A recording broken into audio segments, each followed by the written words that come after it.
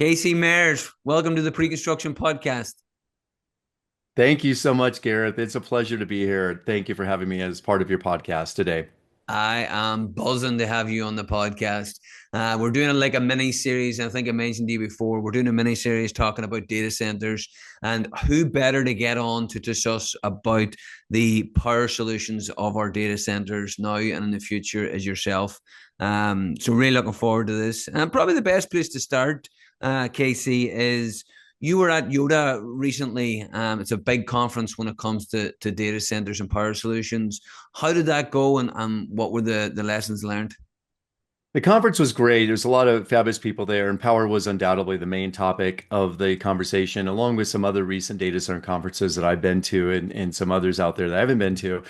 And undoubtedly, and it's understandable because everybody is fraught and challenged with current power challenges, challenges in getting power capacity from the utilities that have either already committed that power capacity to them that aren't able to maintain those commitments in both either schedule or in total capacity, right? Or in just ability to try to get it to develop new data center campuses. And undoubtedly, we are seeing this just, we've been in a tremendous growth as a data center industry, 25% compounded annual growth rate for years to support cloud. And now that is tripling to support AI. It is tremendous, and I can share more details about that. But yeah, it is definitely a very much a front and center current issue on how do we figure out how to get power to support all of this growth for our data centers right now.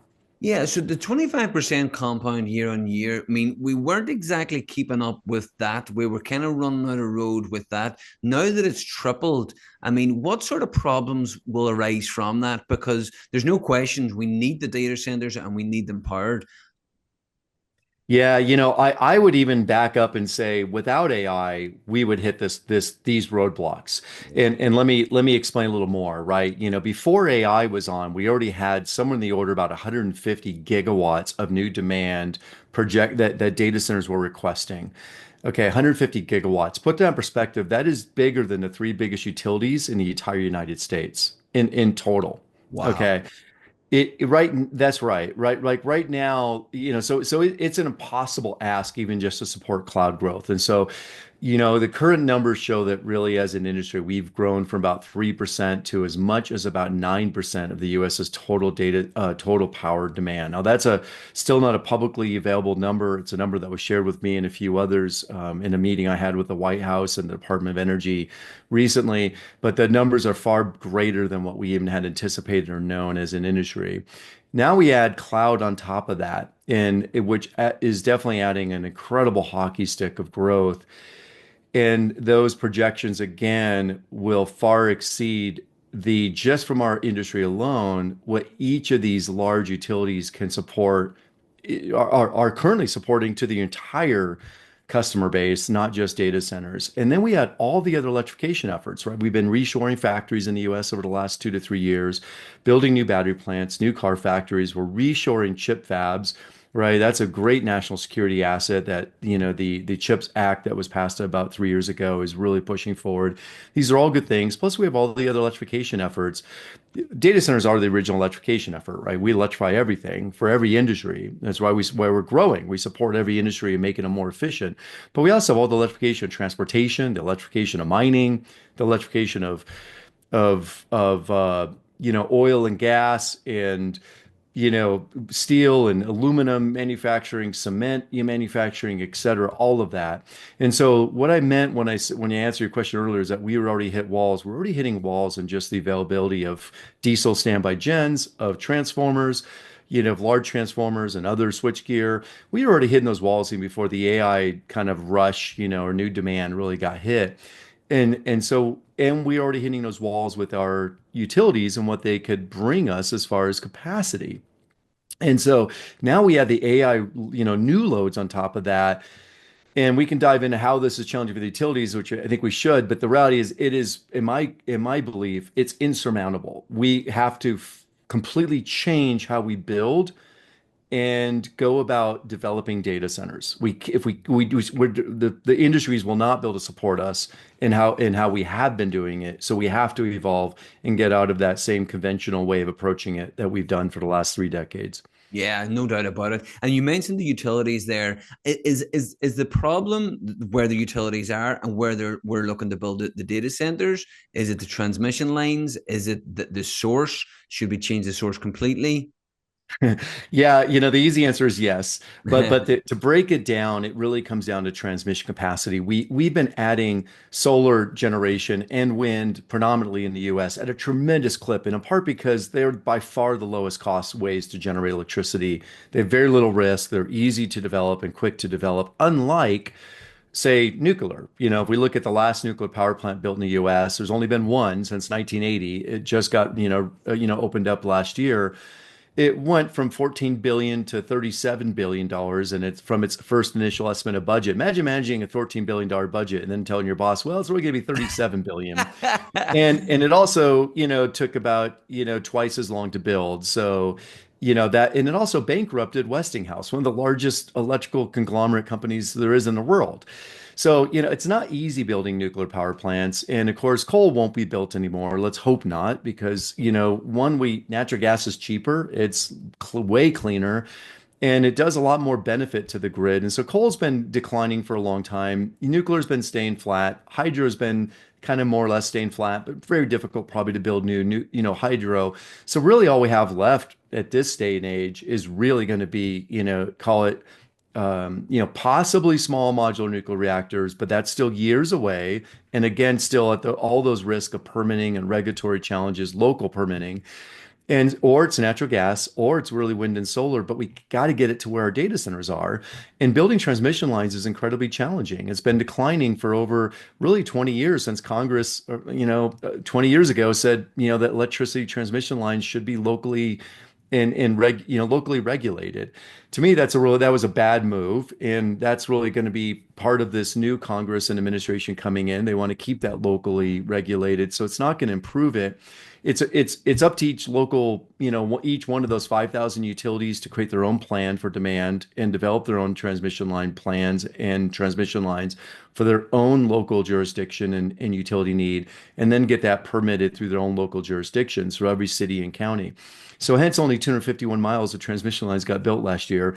And, NREL, a division of the Department of Energy says that we need 25,000, 10, orders of magnitude, 100 times more transmission lines built every year for the next 4 years alone, just to support all the new generation projects coming online. That's not even to support all the new demand. And building transmission lines, people don't want them. We looked at Loudoun County, Virginia. It's one of the reasons why I started going into self-generation for data centers, is because in Loudoun County, Virginia, the biggest data center market in the world, local HOAs are fighting not having a 70-foot power pole in their backyard or visible from their backyard. That's understandable for anybody. I don't think any of us want that. And yet that's what we have to do to build transmission lines. And that's a very difficult thing to do. Yes, we can underground them, but at a far greater cost and schedule and reduce output.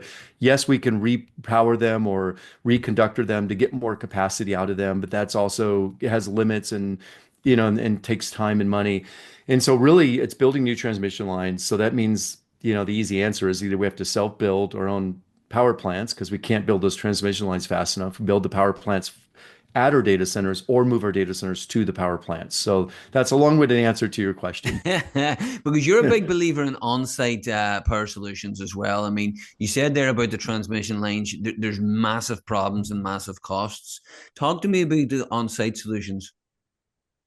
Yeah, if I just break it down pragmatically. If we're going to wait for a transmission line to be built, that's roughly on average a 10-year project, and whatever is already being built today is already completely, the capacity of it's completely taken for what was already planned several years ago. So now we have to wait for another, really call it almost 10-year cycle to get new transmission lines. So that's going to be a long wait to get new capacity, and really fraught with a lot of challenges to even ever get that, as we're already seeing today with the utilities saying they can't meet it. So yes, we have to build that new transmission and we have to build the new generation. But really, if we move our data centers to where the generation is, that's one solution, and that's a very good solution. But that's limited in where we can do that, where there is available capacity either on transmission or current generation sources, or we develop new ones, or we self-develop on site. And really, what that means today, the only way to really do that and meet local air permits and other regulations is with natural gas. And this is a challenge that we have, not in the US. This is a global issue. I've been developing these solutions and projects in over 2 dozen countries in just the last year, and in my career in over 4 dozen countries. And so, this is a global issue that's playing out all over. But in the US, we are blessed with a lot of natural gas. It is incredibly low cost. It is the thing that does support the renewables to be able to meet their 30% capacity factor and ramp up and down to as the wind or the cloud cover comes in, or wind changes or cloud cover comes in. It is what can ramp up and down quickly and also quickly meet our AI workloads, which obviously the nuclear can't do. And, there's some other fuel cells, unfortunately, can't really do that well, although they're also part of the solution with natural gas for self-generating. And so I've been developing projects with both, with all, fuel cells, engines, and turbines, right, that run on natural gas. Some are multi-fuel, so they can utilize a secondary fuel that's stored on site for redundancy, or higher availability. But they do it very cleanly. They do it very reliably. The natural gas grid is 3 orders of magnitude better than the electricity transmission system. And if we look at generating electricity today, that's really the second cheapest way to generate electricity today is with natural gas, second cheapest to solar and wind. And so we're generating it, for somewhere between 3 and up to about 9 cents per kilowatt hour on site. And that's variable depending on price of gas and the technology we use and a lot of other factors. But typically we're in that 3 to 5 cents a kilowatt hour range. It's cheaper than the grid. And the grid's already using natural gas already for half of its generation already. And so we're basically, more or less at around the same parity of emissions to the grid. If it's in a grid that's still using some coal, we're actually cleaner than the grid in most cases. Yeah, brilliant. And is the optimum using either wind or solar with natural gas as a complement? Is that the ideal kind of mixture hybrid approach? Yeah, I mean, ideally, we really are connected to wind and or solar projects, and we build our data centers where we can also build wind and solar to a material level. Granted, solar does and wind both take a lot of space, and so that is not something that's going to happen in, call it the NFL cities or those, typical big urban settings, but can happen as more remote areas, as we're more typically seeing and developing today for these bigger AI training, data centers.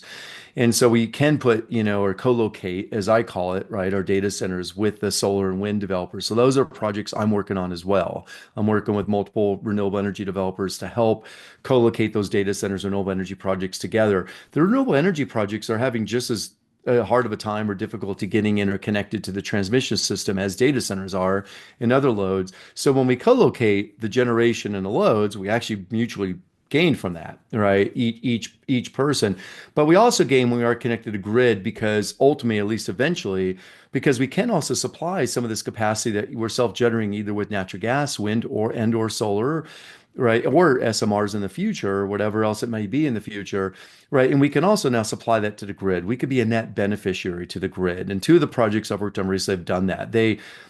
We were able to get grid capacity when we otherwise would not have because we supply energy back to the grid during the limited hours of the year.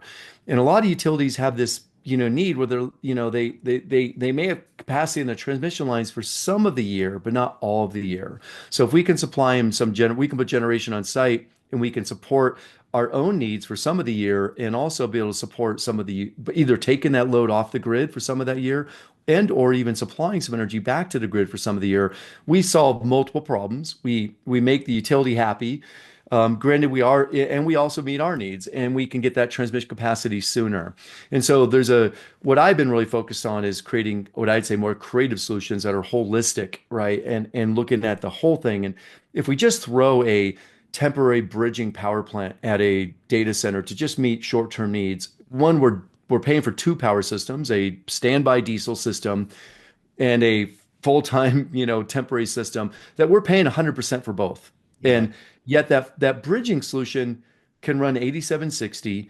It can be permitted and it's designed for continuous duty, and it can also meet our standby needs, right? It could do it more cleanly. These data centers are getting so large that we no longer are going to be able to actually even um, be able to generate our standby needs, our backup needs with diesel. We're Wow. already exceeding our emissions limits. for these larger data centers in many jurisdictions, is certainly well exceeding them in some jurisdictions for if we try to do our backup needs with diesel, even for the limited number of hours a year, right? And we can't even buy that many number of diesels, right? Let alone get them permitted. And so it's not something, it just isn't a plausible solution. So we have to evolve how we call it create power solutions for data centers and think about it holistically and not just run to a short-term solution and still keep doing the same conventional solution because one, it's costing us more money, it takes more space, and it doesn't meet our long-term growth needs anyways at a particular site or as an industry. Yeah, and do you see now the developers and the owners of these data centers, are they taking all this on board and they're kind of, I know, yeah, I see you smiling. They're going long term and they're thinking about that and they're not taking the short option or the quick option just to get it up and running and to meet demand right now. I'll give you the easy answer to that, and I would say generally speaking, no. Yeah. There are a few developers out there that understand this incredibly well, and they understand that we have to change how we build data centers and go and permit them and develop them and so forth. But I would say generally speaking, we as an industry, and it's not the developers, it's not the providers of data centers. Sadly, I would say it's really driven by the RFPs that come from the tenants. That those RFPs from the tenants still say, do you have standby diesels? Do you have 24 hours of on-site fuel storage? Do you have redundancy of those? And if you check the box, no, I don't have those. They don't give you a blank to fill in that says, but I have a better solution that's more reliable, lower cost, and lower emissions, and gives you power,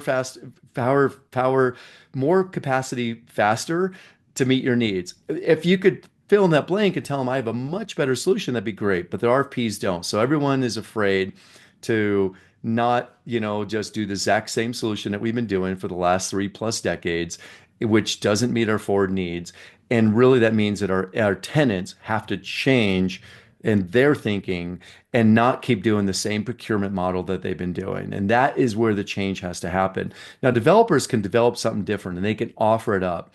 And they can offer it up and provide even a cost benefit, an emissions reduction, a speed to scale. And those things are going to start winning some of those end users over in some locations because they're not going to have a choice. Yeah. They're on a race right now to get those AI data centers and capacity up. And so they're going to start accepting other options, right? They won't have a choice but to. They're going to go to the market and say, I want 50 gigawatts of capacity this quarter. And the market's going to say, well, I can give you 10. Well, for anybody who has, capacity that's at a good price point and so forth in a good place, right? They're going to win. And so the end users are going to have to start opening up and accepting something different. So I think the market's going to evolve because it sort of is forced to. But unfortunately, I think we still have a lot of tenants that aren't evolving that on their procurement model. They are oftentimes on their own owned and operated data centers, but that's still pretty gradual and slowly. So hence why I'm banging this drum. Like, look, we have a train wreck that is happening. It is happening right now. We have a chance to get ahead of it, right, and avoid being in the middle of it, right? Or we can stay on the same path we're on, and that the next year and 2 years and 3 years are just going to get worse. We have a 10-year problem that we can never really solve because of the demand growth from our industry and all the other industries, and the time it takes to build new transmission to interconnect the demand with the generation. We have to change how we build and operate data centers and power them even down to our standby generation, right? And we already have the solutions today. They're already in front of us today. We don't have to wait for SMRs that are, going to materialize 8+ years from now, right, at scale. We have solutions today that we can deploy. And so we have to be, cognizant of that and pragmatic and look at the benefits of those and start making that transition to those other options today and realize that it's not a forever transition. We have to keep evolving as we're doing things, as we really haven't, sadly, as an industry for so long. Yeah, and you mentioned there, obviously, is that kind of viewpoint just in the US? You've done business all over the world. Are you seeing any other solutions all over the world that people are a little bit ahead of us? Yeah, it's a great question, and the answer is probably not. That we only have a handful of different ways to generate electricity, right? That's it. Is only these handful, at least at scale. Yeah. right? And doing it reliably on site or even elsewhere on scale. And so those handful ways are being deployed all over the globe. Transmission challenges are everywhere. Your I believe your mother country, Ireland, is a Yes. fabulous place that I've had many wonderful pints of Guinness in lately over the last year. But the reality is, like, they've been trying to build transmission lines from north to south for 20 years and from east to west for 10 years, and they still can't work through the hundreds of little family farms to route it and get approval for it. And so moving, that transmission around from where the wind regimes are in the west or the north and down to where into Dublin to where the data centers or other load centers are, they just can't do it because of those same challenges. And so self-generation is still about the only really option other than moving to data centers to where the wind power plants are. And so hence they're connecting to obviously electricity transmission, undersea fiber, submarine electricity lines to France for some power from there and to Scotland for wind. And also they currently have gas lines from the UK to provide heating and power. But like that's just one example. Germany's another example where they're forcing data centers to be more efficient, and so we have to be really 60+% efficient when we self-generate, which means we do have to do cogeneration and or some form of tri or multi-generation, meaning we have to utilize the waste heat for either our cooling needs and or more power generation, which we can do. I mean, industrial facilities are in the US around the globe been doing this for years, right? Most airports and big, college campuses and steel mills and aluminum smelters and cement plants have been self-generating power because it's so important to them to not only keep the cost down, but also reliability up. And yet we as data centers who probably think of ourselves as having the most critical load, we don't even do it, right? And yet we're not taking that kind of cue from others. And so in places like Germany, where we do have self-generation happening, has been happening for a long time, and tri-generation, there's projects like that I've been working on there. But really the challenges are the same. We only really can do it with these limited sources at scale today. I've not worked on a data center project in the last 2 years under 100 megawatts. Most are in the multiple hundreds of megawatts, some certainly above a gigawatt. I don't, I just think that's the norm going forward. And we can't do that with hydrogen. We can't do it with, wood or geothermal at that scale, and obviously we need the space to really do it at scale with wind or solar, which we can do. I'm developing projects today that we're in the hundreds of megawatts with solar and wind, right, where we can co-locate those data centers, but we're likely always still going to have to co-locate them with natural gas power plants, because the grid's not there. The natural gas power plant firms up the wind and solar and also those varying AI workloads. And let's face it, data centers don't have a flat workload. Once we commission a data center, the demand goes to zero. Yeah. And so we have to be able to put in a power system that can support zero until it slowly ramps up by megawatts a month at most, right, over many months and or over many years. We got to be able to ramp into that. That's where nuclear just can't solve for at all. We've got to be able to ramp into that. And then we also have to be able to support that varying workload that AI workloads do have. And I'm self-powering data centers today with AI workloads, and they're doing it fantastically well. The grid is going to start charging us immensely when we have AI workloads connected to the grid, because we're going to cause all kinds of transient issues, right, to the grid and other users on the grid nearby. And they're going to make us put in a whole bunch of, capacitors and battery banks and things to support that at a very high cost. So we might as well just do it ourselves. We might as well just look at it as we have a power plant. It is the most critical asset and input to our business as a data center. It is exactly what we sell. We sell kilowatts of capacity, right? It drives 80% of our cost in building and owning, operating a data center. We might as well just get smart and say, you know what? Power is our business. Let's go ahead and make sure we're developing a power solution and looking at it as an integrated holistic solution, not all these little tiny baby battery systems and little baby kind of power generators that we spend more money on per megawatt to only than a full-time system, but only having ability to operate for a very limited number of hours a year and can't provide any capacity back to the grid. So yeah, it's a fraught solution that we keep putting in, and yet we're spending more for it, which is ridiculous, right? Does When not we can make obviously sense. have better solutions in front of us that are even cheaper and provide so much more inherent holistic value. Yeah, and it doesn't make sense, Casey. I mean, you said it there, and it's interesting you say 9% of the overall electricity is in data centers. And just to touch, you mentioned on Ireland, Ireland's going to be 20% up in about 5 or 6 years, which is a bit scary for Ireland. But obviously, the US at That's right. 9%. Looking okay. Quick one now. So obviously the people listening here now are going to be data centers owners. There's going to be GCs that build data centers, estimators and pre-construction managers, VPs, directors. What advice would you give them in relation to power solutions, cost, just basically feedback for them?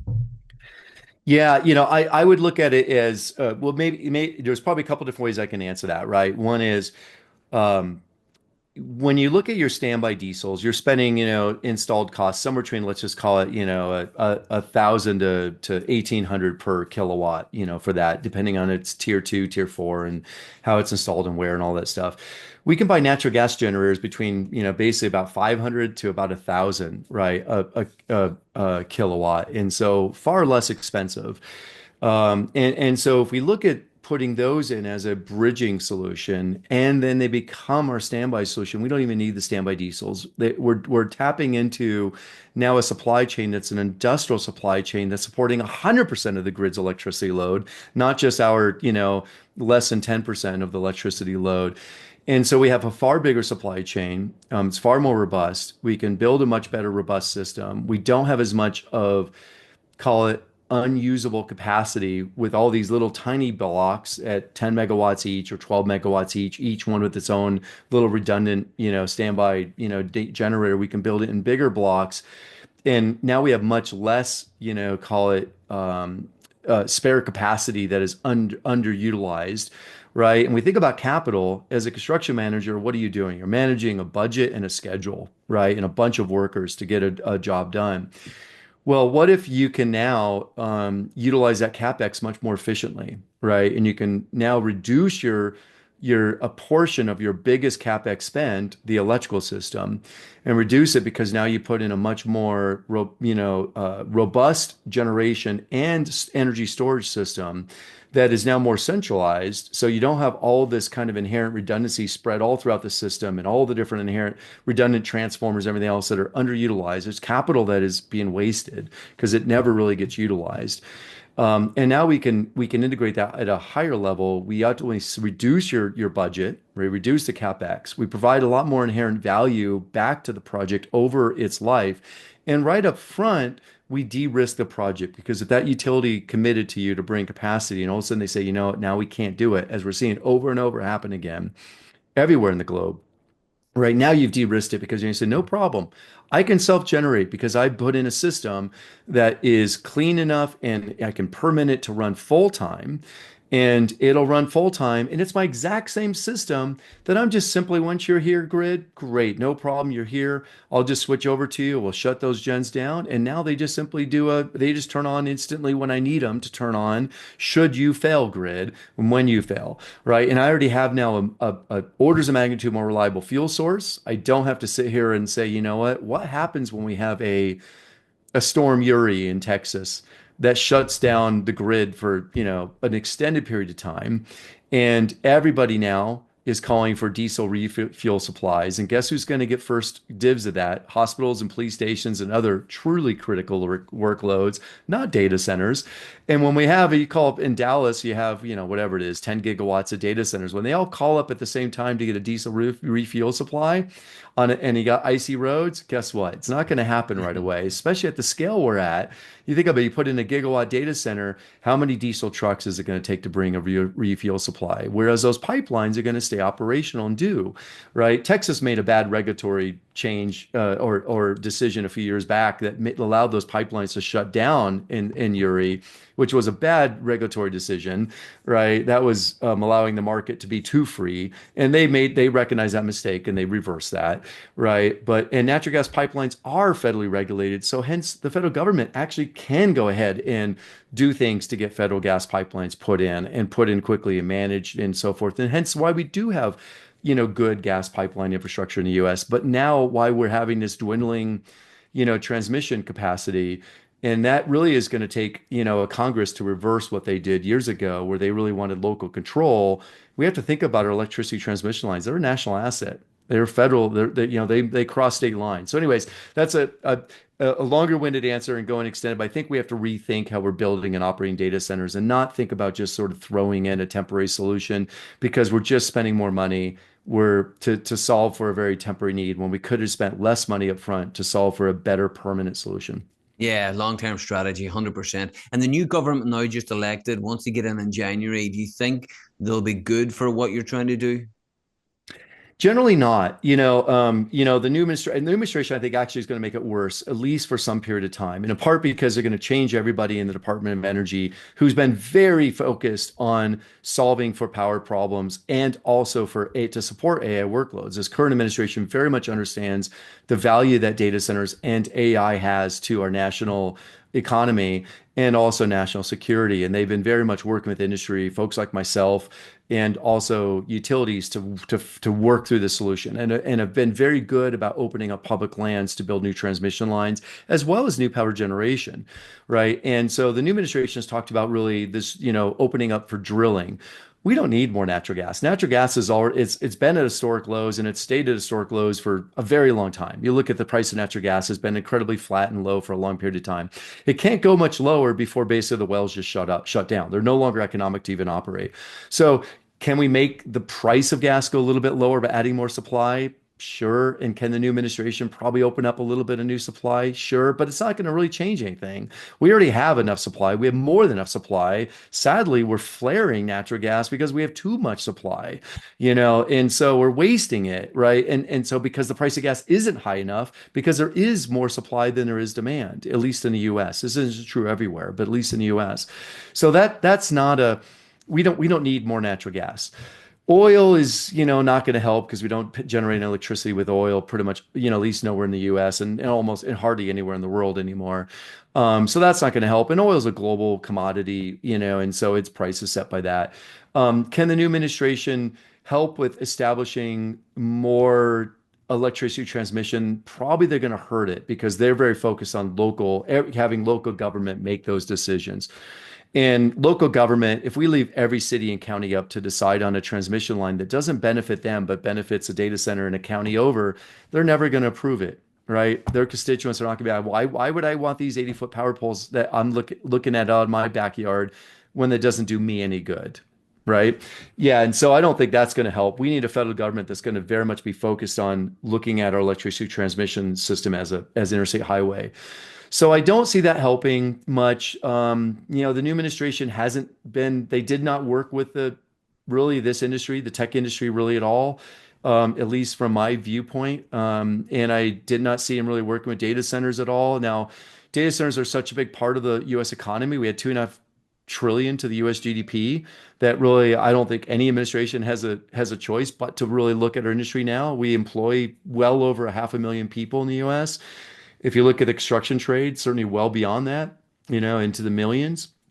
And so I think in all the supply chain and everything else that supports it. So I think any administration has to look at us. Let's just hope they do really work with us. And I say us, meaning the data center industry, the technology companies that are driving the data center growth, and also the utilities that, I recently sat in on a workshop with them in the current administration where they're saying, look, they're seeing, the biggest utilities in the US are seeing that they have right now an expected growth of 2 to 3x what their entire capacity is right now, their utility, just from our industry alone, just for the next few years. They can't do it. It's impossible. They built up that entire utility system over the last century plus, right? They can't double or triple the size of it in the next few years, right? It probably would even take them decades to even try to double it.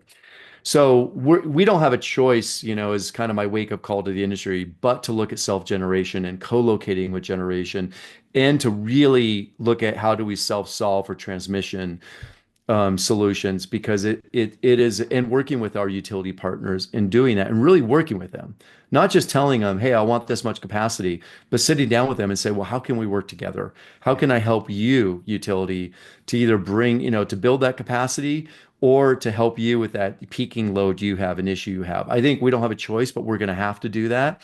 and the utilities are going to force us to do that, or others will, we better do it in a cooperative way where it's going to mutually benefit all of us. So that's, I think the sooner we do that, and that's what I'm doing today, and I'm having great success with it. But I think as an industry, we're not yet doing that. We need to change in a massive paradigm shift of how we are doing business. Yeah, it'll be a And we can't big expect the new administration is going to save us. no. I do not see that happening. Yeah, No. In it's some ways, almost they'll help, but in many ways, it won't. yeah, it's almost the people, the committees that you're involved in, the Department of Energy. It's almost you've got to bring that to the administration and let them know how important it is, and bring solutions as well. I mean, that's exactly what you're trying to do. Casey, this has been amazing. Honestly, the insight, the way you've broken it down, the understanding of what we need to do, it's been absolutely brilliant. If there is anybody listening, Casey, and they say, you know what, Casey's touched on a couple of points there that I would like to kind of just drill down on, or go a little bit further. Where's the best place to get you? Are you on LinkedIn?